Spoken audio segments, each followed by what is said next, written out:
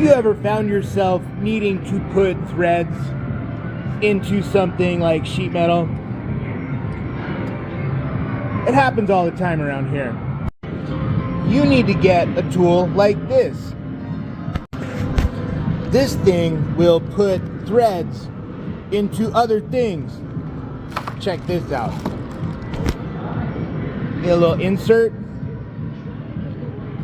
Oh, that's backwards. There you go.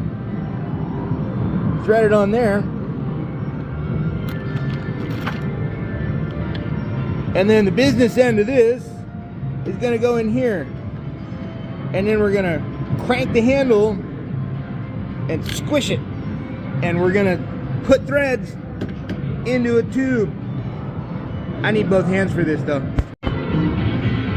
Kind of like that. Just kind of squish it, unthread it.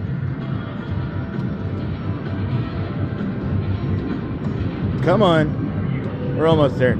It's not easy to do single-handedly. I would like to point that out. And now we have threads and things. So we can put that back together. Pretty neat. Ta-da! Look at that. Would you look at that? And now we're good to go.